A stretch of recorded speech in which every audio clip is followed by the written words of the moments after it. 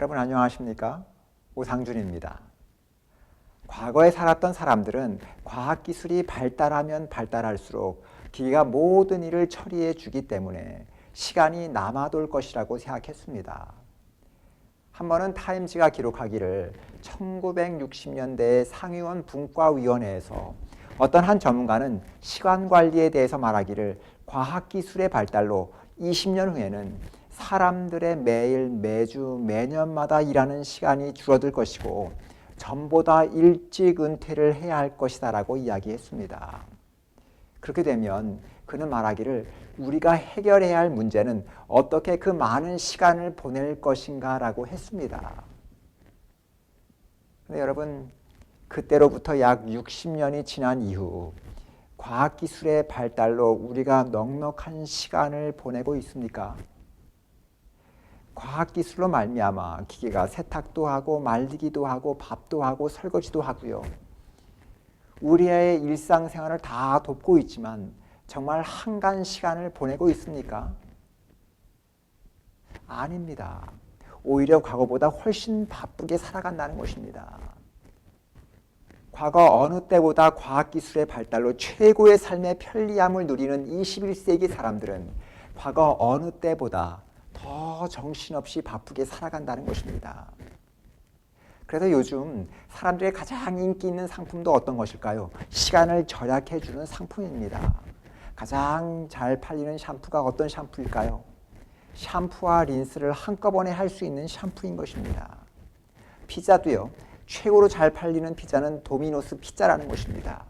그 이유는 가장 빨리 배달되기 때문입니다. 피자를 주문하면 30분 안으로 배달됩니다. 도미노스 피자의 최고 경영자는 말하기를 우리는 피자를 파는 것이 아니라 배달을 판다라고 했습니다. 또한 과거에 USA 투데이지에 이런 기사가 실렸습니다. 도미노스 피자에서 아이디어를 얻은 디트로이트의 한 병원은 응급실에 들어온 모든 환자를 20분 안에 치료를 받을 수 있도록 하겠다고 했습니다. 그리고 만일 그렇게 하지 못할 경우 그 환자에 대해선 치료비 일체를 무료로 하겠다고 약속했습니다. 그리고 어떻게 되었을까요? 그 병원은 30%의 성장률을 보였다는 것입니다. 또한 오늘날 가장 잘 팔리는 음식은 어떤 음식일까요? 좋은 음식, 싼 음식 이런 것이 아닙니다. 패스트푸드입니다. 다시 말하면 빠른 시간에 먹을 수 있는 음식인 것입니다. 그래서 맥도날드, 버거킹, 타코벨 이런 패스트푸드 식당들이 가장 잘 팔리고 있다는 것입니다. 그런데 이것도 시간이 아까워서 드라이브 스루라는 것이 생겨났습니다. 이제는 식당에도 아예 들어가지 않고 차 안에서 오다도 하고 먹기도 하고 모든 것을 다 해결할 수 있게 했습니다. 그런데 한 가지 재미있는 사실은 우리가 이렇게 급하게 살아가는데도 충분히 누릴 시간이 없다는 것입니다. 사실 이것은 시간이 없는 것이 아니라 시간을 누릴 수 있는 마음의 여유가 없는 것입니다. 오늘날 현대를 살아가는 많은 사람들이 이러한 서두름의 병에 걸려 있습니다. 오늘날 사람들이 이렇게 서두르는 이유는 더 많은 것을 성취하고 더 많은 일에 참여하기 위해서인 것입니다. 또한 주변 사람들이 그렇게 하니까 그렇게 하지 않으면 나만 뒤처지는 느낌을 받기 때문입니다. 그래서 사람들이 서두르게 되는 것입니다. 그러나 우리가 한 가지 알아야 할 것이 있습니다. 얼마 전 연구원들에 의해서 서두르는 것과 생산성의 관계를 연구한 적이 있었습니다.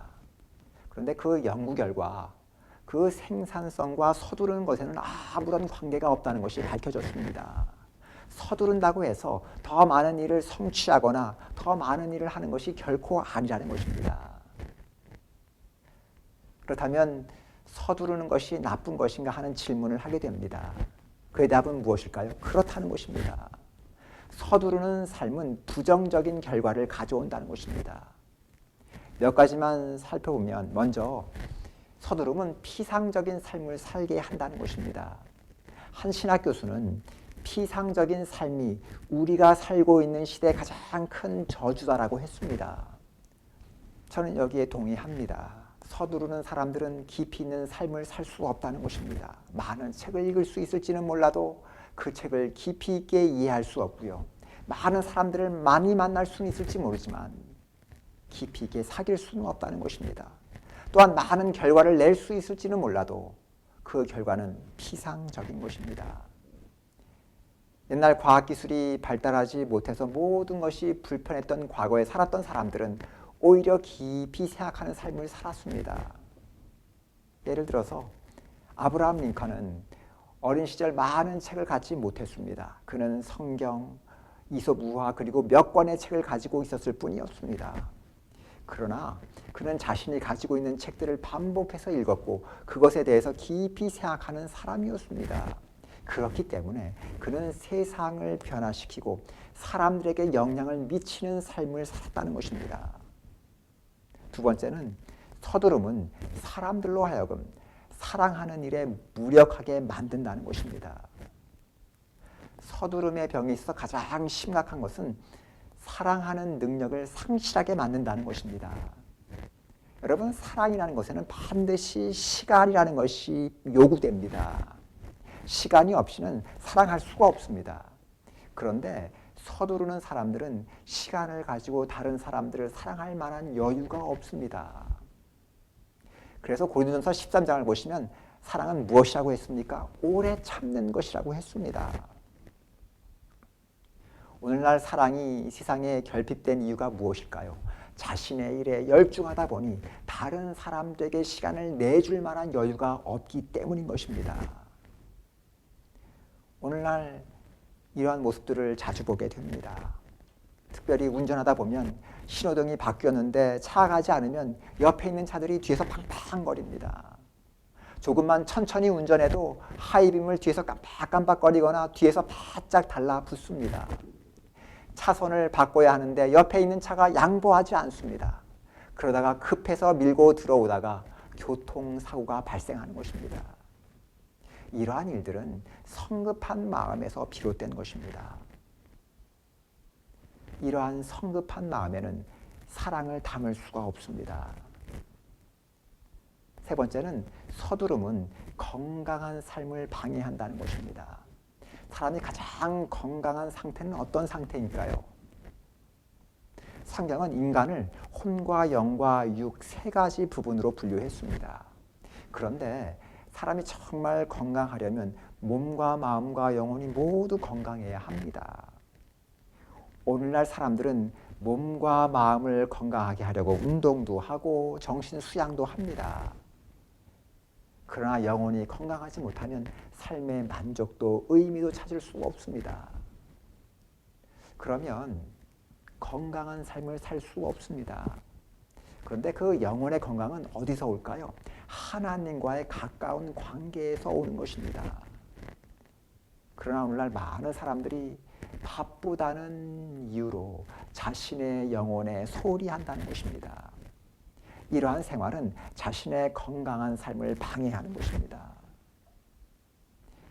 어떤 사람들은 바쁜 생활 때문에 교회를 나오지 못하거나 교회는 출석하지만 너무나 바쁘다 보니까 신앙생활도 피상적인 경우가 얼마나 많은지 모릅니다.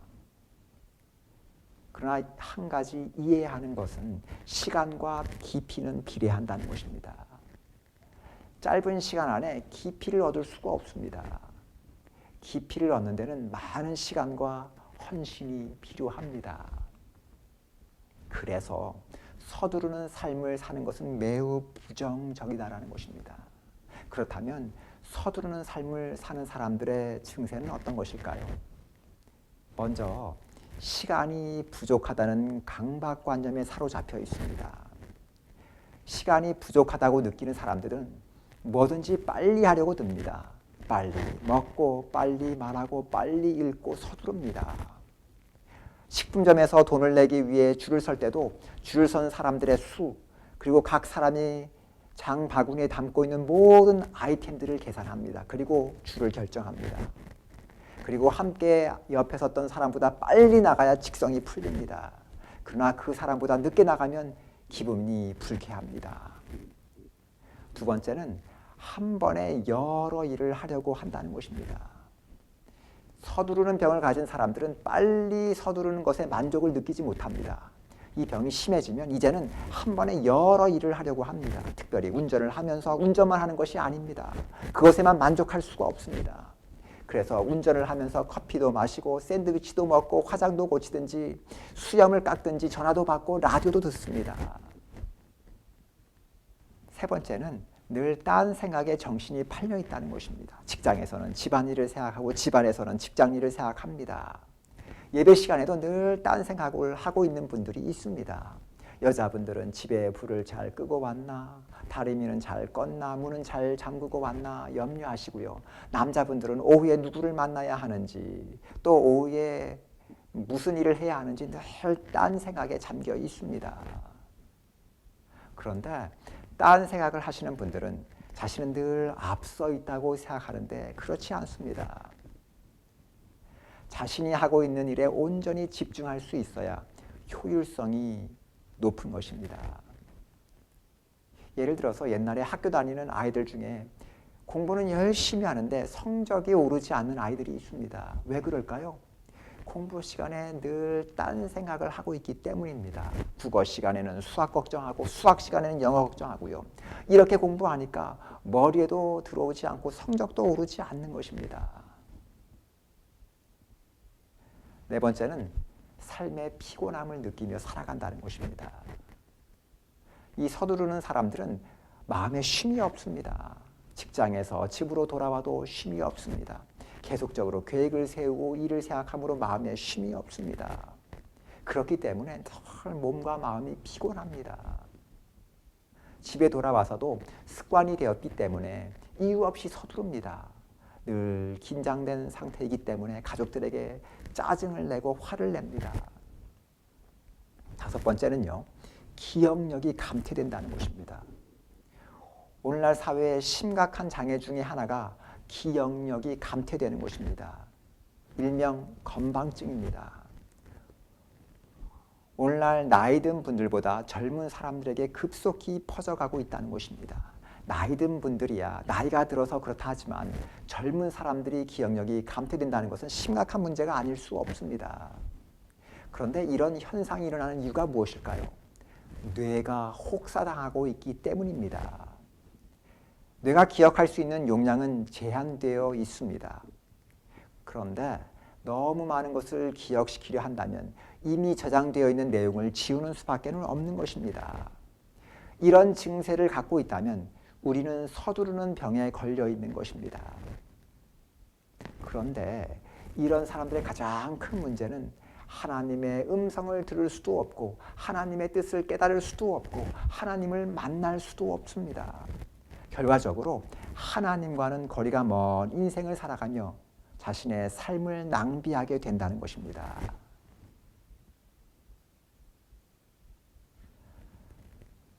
그렇다면 어떻게 우리는 서두르는 삶을 살지 않고 여유 있는 삶을 살 수 있을까요? 우리는 그리스도의 삶 속에서 그 원리를 배우게 됩니다. 주님께서는 상당히 바쁜 삶을 사셨습니다.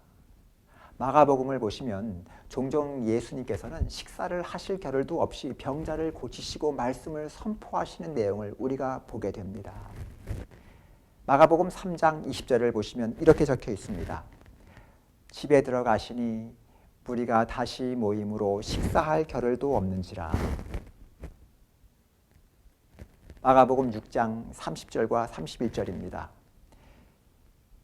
사도들이 예수께 모여 자기들이 행한 것과 가르친 것을 낱낱이 고하니 이르시되 너희는 따로 한적한 곳에 가서 잠깐 쉬어라 하시니 이는 오고 가는 사람들이 많아 음식 먹을 겨를도 없음이라. 예수님께서는 이렇게 참 바쁜 삶을 사셨습니다.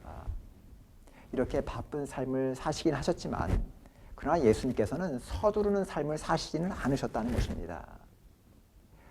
이러한 삶을 살려면 무엇이 필요할까요? 예수님의 삶을 통해서 그 원리를 한번 생각해 보기를 원합니다. 첫 번째는요, 혼자만의 시간을 가져야 한다는 것입니다. 마가복음 6장 47절을 보시면 이렇게 적혀 있습니다. 저물매 배는 바다 가운데 있고 예수께서는 홀로 무태에 계시다가 성경을 보면 예수님께서는 바쁜 사역 속에서도 제자들과 함께 동행하시면서도 자주 혼자만의 시간을 가지셨습니다. 침례를 받으신 후에도, 침례 요한이 죽임을 당했을 때도, 제자들을 선택하시려고 할 때도, 문둥병자를 고치신 후에도, 제자들이 사역에 참여하게 된 다음에도 항상 홀로 시간을 보내셨습니다. 이러한 삶은 예수님의 마지막 생애까지 계속되었습니다. 예수께서 잡히시던 날 밤에 주님께서는 겟세마네 동산에서 홀로 계셨습니다. 그런데 왜 혼자만의 시간을 갖는 것이 그렇게 중요할까요? 그 이유는 세상은 우리로 하여금 계속적으로 바쁘게 살아가도록 압력을 가하는데 혼자만의 시간은 이러한 세상의 압력을 배출해 주기 때문입니다. 여러분, 개구리는 처음부터 뜨거운 물에 집어넣으면 그 속에서 빠져나오기 위해서 안간 힘을 쓰지만 실내 온도와 같은 온도의 물에 넣고 서서히 끓이면 점차적으로 뜨거워지는 온도를 느끼지 못하고 결국 그 물 속에서 죽게 된다는 것입니다. 마찬가지로 우리가 살아가는 사회는 행복, 편리함, 안정감, 그리고 성공에 대한 유혹과 압력, 그리고 가치에 대한 생각으로 가득 차 있습니다. 그래서 우리가 가끔씩 이러한 사회에서 떨어져 있지 않으면 점차로 이러한 압력을 인식하지 못하게 된다는 것입니다. 그런데 이러한 압력을 가만히 놔두면 결국 우리는 이러한 압력에 무감각하게 되어서 정신없이 바쁘게 살아가다가 육적, 정신적 건강을 해치고 영적으로 서서히 죽어가게 되는 것입니다. 그런데 가끔씩 혼자만의 시간을 갖게 되면 이러한 사회적 압력을 느낄 수 있다는 것이고요. 이것의 위험을 인식하게 된다는 것입니다. 그리고 이러한 압력을 느낄 때에만 비로소 이러한 압력을 벗어나기 위해서 노력하게 되는 것입니다. 그래서 우리는 가끔씩 세상의 모든 소음으로부터, 모든 염려와 근심으로부터 벗어나 홀로 보내는 시간이 필요한 것입니다. 두 번째는 반드시 기도의 시간을 가지라는 것입니다. 마가복음 6장 46절을 보시면 이렇게 적혀 있습니다. 무리를 작별하신 후에 기도하러 산으로 가시니라. 혼자만의 시간을 가지라는 것은 아무것도 하지 않고 가만히 있는 것을 의미하지 않습니다. 예수께서 사역과 다른 사람들로부터 떨어져 계셨을 때 주님께서는 금식과 기도의 시간을 가지셨습니다. 침례를 받으신 후에도, 제자들을 선택하시려고 할 때도, 겟세마네 동산에서도 혼자 계시면서 기도하셨다는 사실입니다. 그런데 왜 주님께서는 기도하셨을까요? 분명히 주님께서는 자신의 사역을 돌아보셨을 것입니다. 자신의 사역을 돌아보시면서 그것이 온전히 아버지의 뜻이 이루어졌는지를 돌아보는 시간을 가지셨을 것입니다. 그리고 자신을 위해서 기도하셨을 것입니다. 바쁘고 힘든 사역 가운데 온전히 아버지의 뜻을 행할 수 있는 힘과 능력을 달라고 기도하셨을 것입니다. 또 자신을 넘어뜨리려고 끊임없이 다가오는 사단의 시험에 들지 않도록 기도하셨을 것입니다. 그리고 자신의 계획을 위해서 기도하셨을 것입니다. 물론 예수님은 하나님이셨습니다. 그러나 이 땅에 오셨을 때는 제한된 인간의 몸으로 오셨기 때문에 온전히 아버지를 의지하실 수밖에 없으셨습니다. 그래서 모든 계획을 아버지께 말씀드리고 이것이 아버지의 뜻과 일치하는지를 물으셨을 것입니다. 그리고 자신의 제자들을 위해서 기도하셨을 것입니다. 그들이 하나님의 은혜 가운데 하나 되고 주님의 증인으로 잘 준비되도록 기도하셨을 것입니다. 그런데 여러분, 예수님에게 이러한 시간이 필요하셨다면 우리에게는 얼마나 더 이런 시간이 필요할까요? 조용한 시간에 홀로 자신의 삶을 돌아보고 내가 온전히 주님의 뜻을 성취하는 삶을 살았는가, 또 부족한 것은 없었는가를 돌아보는 시간을 가져야 하는 것입니다. 그리고 내가 바쁘고 힘든 삶 가운데서 하나님의 뜻을 실행할 수 있는 힘과 능력을 달라고 기도하며 끝없이 다가오는 사단의 시험에 넘어지지 않도록 기도해야 합니다. 세 번째입니다. 충분한 쉼을 쉬어야 한다는 것입니다. 마가복음 6장 31절을 보시면 예수님께서는 제자들이 사역으로 지쳤을 때 그들에게 쉬라고 명령하셨습니다. 주님께서는 육신의 쉼의 필요성을 잘 알고 계셨던 것입니다. 우리를 바쁘게 끌고 다니려는 사회적 압력을 다스리는 데는 엄청난 힘과 용기가 필요합니다. 이러한 힘과 용기가 없으면 사회의 압력에 끌려다닐 수밖에 없습니다. 이러한 힘과 용기를 얻기 위해서는 육신의 힘이 필요합니다. 사람들은 육신적으로 피곤할 때 마음은 연약해지고 시험에 쓰러지게 되어 있습니다. 엘리야가 시험에 쓰러진 때는 사역으로 말미암아 육신이 극도로 피곤하고 지쳐 있을 때였습니다. 엘리야가 갈멜산에서 거짓 선지자들과 싸운 다음에 영적인 개혁을 일으킵니다. 그리고 거짓 선지자들을 다 처단합니다. 그리고 비가 올 때 아합 왕의 마차를 끌고 간 일이 있었습니다. 그럴 때 그는 얼마나 지쳐 있었고 피곤했는지 모릅니다. 그럴 때 그는 시험에 넘어졌습니다. 여러분, 우리가 지쳐 있고 피곤할 때 기도해 보셨습니까? 기도가 잘 되지 않습니다. 한 번은 제가 밤에 너무나 피곤하기는 한데 기도는 해야 할 것 같아서 억지로 기도를 하는데 너무 피곤해서 같은 말만 반복하다가 정신을 차려보니 다음날 아침이 되었습니다. 기도가 잘 안 되는 것입니다. 열왕기상 19장을 보면 엘리야가 호렙산에서 긴 시간 동안 홀로 기도하기 전에 천사가 그로 2번의 잠을 자게 했습니다. 오늘날 미국 사람들의 가장 큰 문제는 충분한 휴식을 취하지 못한다는 것입니다. 사람은 피곤하면 성급하게 되어 있고 잘 참지 못합니다. 그리고 모든 일에 있어서 효율이 떨어집니다.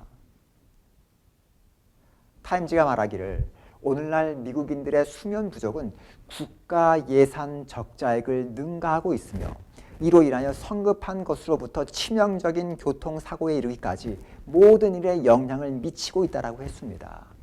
우리는 서두름으로부터 자유하기 위해서는 충분한 쉼이 필요합니다. 밤늦게까지 텔레비전을 보거나 일을 하는 것을 피하고 충분한 수면과 휴식을 취해야 우리로 서두르는 삶을 살도록 하는 모든 유혹과 압력을 다스리는 삶을 살 수 있습니다. 13세기에 살았던 아시시의 프란시스는 오늘날에도 존경을 받는 인물입니다. 그는 가난한 사람들에게 깊은 사랑을 주고 단순한 삶을 산 사람으로 알려져 있습니다. 그는 일생 동안 프란체스코 수도회를 설립했고요. 이탈리아에 허물어진 수많은 예배당을 수리했으며 도움이 필요한 많은 사람들에게 도움을 주었습니다. 그는 항상 바쁜 삶을 살았습니다. 이러한 아름다운 삶 때문에 그는 사람들에게 감동을 주었으며 존경을 받았습니다. 그러나 수많은 사람들은 그가 자신의 삶을 가장 많이 바친 일은 선한 봉사를 하는 것이 아니라는 사실을 잘 알지 못한다는 것입니다. 프란시스가 가장 많은 시간을 보낸 것은 사람들로부터 홀로 떨어져 조용히 기도하는 것이었습니다. 성 보나벤투라에 의하면 프란시스는 걷거나 앉거나 집안에 있거나 밖에 있거나 수고하거나 쉬거나 간에 자신의 몸과 마음뿐 아니라 시간을 헌신하는 기도에 잠겨 있었다라고 했습니다. 프란시스는 규칙적으로 시간을 정해놓고 하나님과의 시간 약속이라고 부르며 한 번도 그 시간을 어긴 적이 없었다는 것입니다. 한 번은 그가 보고라는 큰 도시를 지나고 있었습니다. 그가 그곳을 지나는 동안 주위에서 그의 옷을 만지려고 몰려들었습니다. 그가 기도에 얼마나 몰두하고 있었는지 얼마 후에는 사람들이 언제 그가 보고에 갈 것인지를 물었다고 합니다. 우리가 얼마나 바쁜 시간을 보내든지 간에 너무나 바빠서 기도하지 못하는 일은 없어야 합니다. 그가 주변 사람들에게 큰 감동을 주고 영향을 미치는 위대한 삶을 살 수 있었던 이유는 많은 것을 성취하기 위해서 바쁜 삶을 살았기 때문이 아니었습니다. 그는 바쁜 삶 가운데 홀로 기도하며 단순함 가운데 깊이 있는 삶을 살았기 때문입니다. 오늘 설교를 마치면서 우리 모두가 서두르는 삶을 살지 않게 되기를 바랍니다. 우리를 서두르게 하는 압력과 유혹을 다스리며 충분한 시간과 넉넉한 마음을 가지고 세상을 살아가시게 되길 바랍니다. 그래서 피상적인 삶이 아니라 깊이 있는 삶을 살게 되고요. 다른 이들을 사랑하는 마음을 갖게 되시길 바랍니다. 넉넉한 시간과 마음을 가짐으로 우리의 영과 육이 하나님의 은혜 가운데 강건하시길 바랍니다. 그런데 넉넉한 마음과 시간을 가지려면 혼자만의 시간을 가지고 세상의 모든 염려와 걱정들 다 떨쳐버리고 하나님과 교제하고 충분한 쉼을 누리는 시간이 필요합니다. 우리가 이런 시간을 통해 힘과 능력을 얻고 우리를 정신없이 살아가게 하려는 사단의 유혹과 압력을 다스리고요. 승리하는 삶을 살아가시게 되기를 간절히 바랍니다. 하나님의 은혜가 한 주일 동안 여러분들과 함께 하시게 되기를 간절히 바랍니다. 다 같이 기도하시겠습니다. 거룩하시고 감사하신 우리 아버지 하나님, 우리에게 늘 큰 은혜와 사랑을 주시니 감사합니다. 주님, 우리가 바쁜 생활 가운데 그 하나님의 은혜와 사랑을 잊지 말게 하시고 넉넉한 마음을 가지고 다른 사람들에게 하나님의 축복과 은혜를 누리는 삶을 살아갈 수 있도록 역사하여 주시옵소서. 그리고 넉넉한 마음 가운데 늘 하나님의 음성에 귀를 기울이며 하나님의 뜻을 이루어가는 축복된 인생을 살아갈 수 있도록 역사하여 주시옵소서. 다음 한 주간도 주님께서 성령과 하나님의 지혜로 우리의 삶을 인도하여 주시옵소서. 예수 그리스도의 이름으로 간절히 기도드리옵나이다. 아멘.